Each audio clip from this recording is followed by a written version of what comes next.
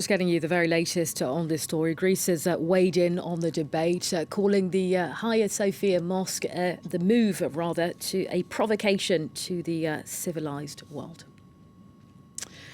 Well, staying with this story, Samim Akgonul is an historian and political scientist at Strasbourg University. Samim, thanks for speaking to France 24. Now, this decree that changed Hagia Sophia into a museum dates back years. Many will be asking why this decision, why now?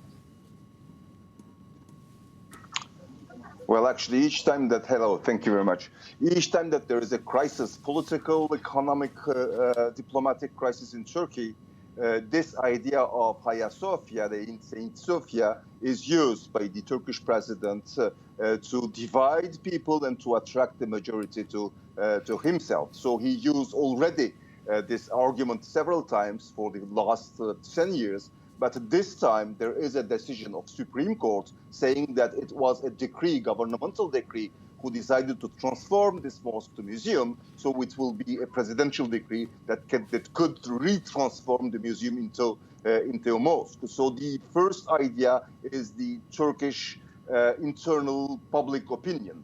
Don't forget that Recep Tayyip Erdogan is a very experienced pyromaniac firefighter. He creates crisis and then he resolves crisis, his own crisis. As the main Islamist movements in Turkey consider the Hagia Sophia as a war booty, as a saint holy war booty, so he creates a good argument to divide again the society and to be at the side of the majority. So you touched on public opinion there. We are having here.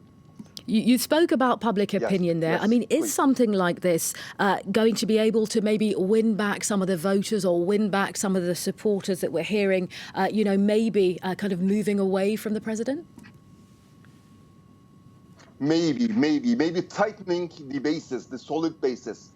Let's remember that he is the first Muslim leader who had to ban Friday prayers during the corona crisis. So it's a huge huge crisis for the Muslims in Turkey. There were some oppositions and some demonstrations. So he's showing with this that he's still very Islamist and he's still answering to the Islamist and nationalist point of view. So, and you are right, he is losing electors, he is losing supporters in public opinion. It is a crisis that he created and he is resolving to attract back to these crises. But I don't think that it will be enough. Now, as you heard us with our correspondent in Moscow there have already been reactions specifically from Russia and Greece's Orthodox churches. One of the things that the Russian Orthodox Church has said is that Turkey is ultimately, forgetting or, moving ahead despite Turkish Christians. Your thoughts on that? Very good reaction from Russia, very good reaction for Greece, exactly what is expected by Recep Tayyip Erdogan. He is trying to show himself as the last barrier against the interventions of the third states in the Turkish internal affairs. So each time that there will be a reaction from Russia, from Greece, from the European Union, he will show it to the public opinion, to the Muslim public opinion in Turkey as his victory, standing just in front of these pressures. The Christians in Turkey are not important at all today. During the last 1 century, the Christian population of Turkey disappeared, they vanished from the Turkish territory, so they are not taken under consideration at all by the government.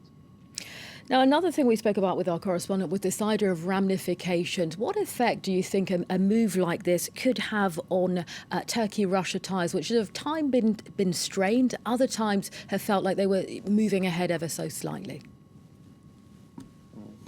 Like any other relationship between Turkey and other states, I mean, the Turkish foreign policy is not following a logic, is not following a coherence. At one moment, there can be a crisis with Russia. The second moment for Syria, a cooperation. One moment, a huge crisis with the United States of America. The second moment, a huge allies. Same thing for Europe. Today, the main focus of Turkey is, of course, Syria and Libya. Turkey is applying a kind of neo-imperialist policy in Syria and in Libya. is in rivalry in Syria and in Libya, one time with Russia, other time with the United States of America, and with friends and European Union in Libya, for example. So maybe he will use this Hagia Sophia arguments to bargain. For example, what will be the opening of this mosque? Complete opening, partial opening, only Fridays? The frescoes and mosaics will be visible or not? So he can Okay. use Hagia Sophia again as an argument. Plenty of questions around this subject. Samim Akgonul, you're a historian and political science at Strasbourg University. Thanks for your time today.